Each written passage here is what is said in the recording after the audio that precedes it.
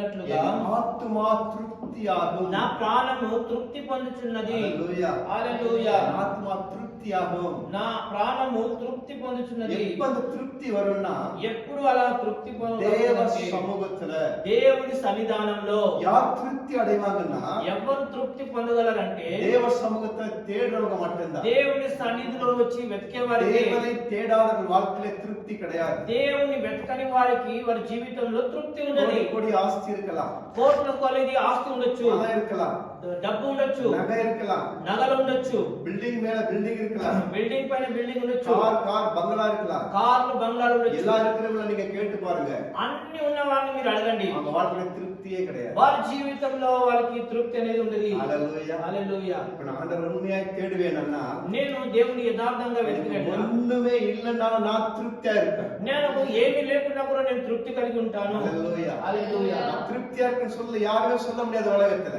నేను తృప్తిగా ఉన్నానని చెప్పేసి దేవుని ఉన్మయాய் தேடுகிறவங்க ఎవరిలో చెప్పలేరు. దేవుని ఉన్మయాய் தேடுகிறவங்க மட்டும்தான் திருப்தி அடைவாங்க. దేవుని యథార్థంగా వెతికే వారు మాత్రమే నేను తృప్తిగా ఉన్నానని చెప్పగలడు. హల్లెలూయా. హల్లెలూయా.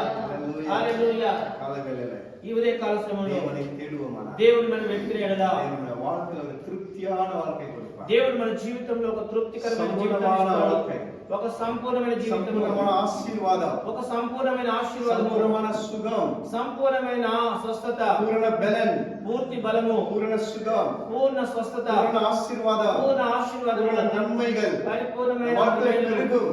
మంచి జీవితము. ஆமென். ఆమేన్. 23 సంఖ్యలో சொல்றார், 23వ కీర్తనలో మనం చూస్తే என் சத்துருக்களுக்கு முன்பாக నా శత్రువులను ఎదుట నీవు பந்தி ஆயத்தப்படுத்தி నా బోధను సిద్ధపరిచెదవు.